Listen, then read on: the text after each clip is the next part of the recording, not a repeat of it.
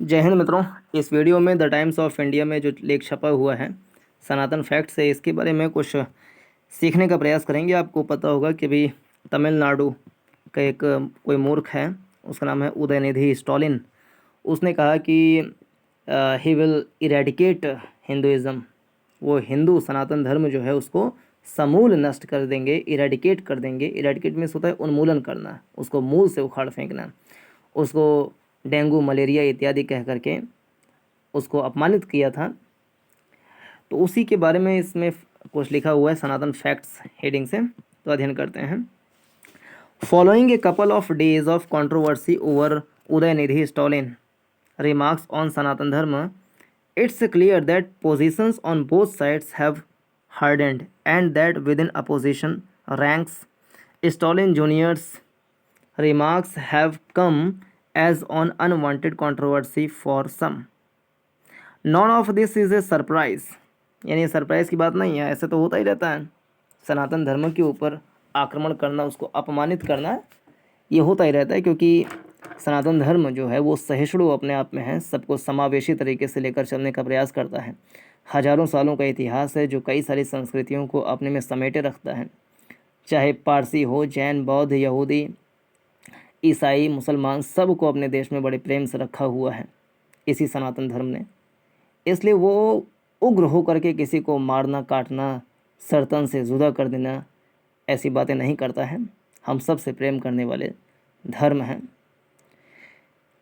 तो ऐसा होना कोई सरप्राइज की बात नहीं है, होता ही रहता है।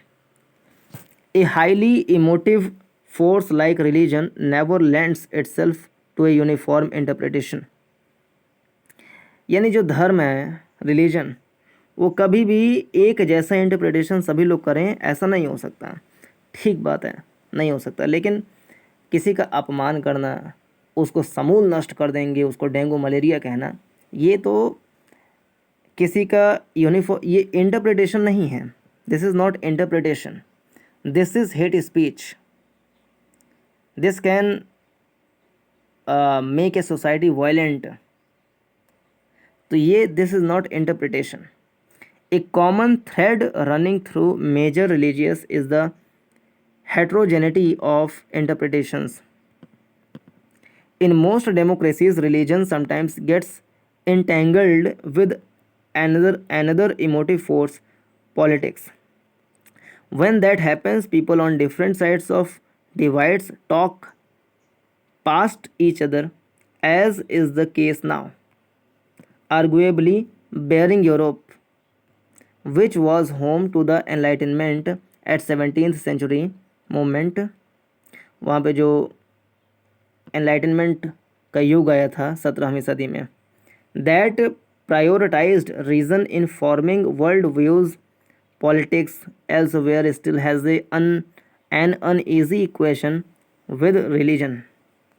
More so in democracies when a political parties hunt for emotive issues to craft electoral blocks.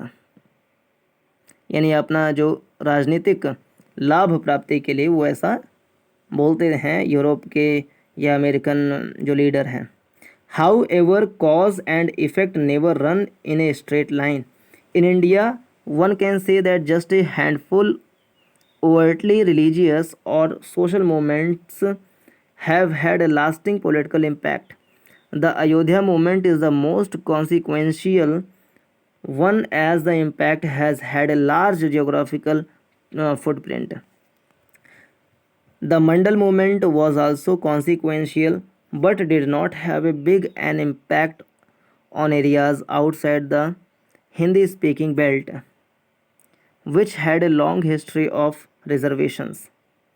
Going back to DMK and the trajectory of Tamil Nadu politics, Periyar was a hugely consequential influence, but here too the reality is more complex than social media's outpourings suggest. For example, in the watershed 1967 assembly election that ushered in the phase of Dravidian political dominance, it was Rajaji who played a key role in stitching a coalition anchored by DMK. that toppled Congress, which had Periyar campaigning for them. DMK since then has been in national coalitions with both BJP and Congress. Straight lines in the real world have little explanatory power. Indeed, the same logic applies to religion. It's hard to miss the number of key functionaries of both Dravidian parties who are cons- conspicuously religious. Reactions outside Tamil Nadu to Udayanidhi's remarks on Sanatan Dharma show that label triggers a diversity of emotions. So is the case with a lot of other labels. Politics around labels is always high pitched and the rhetoric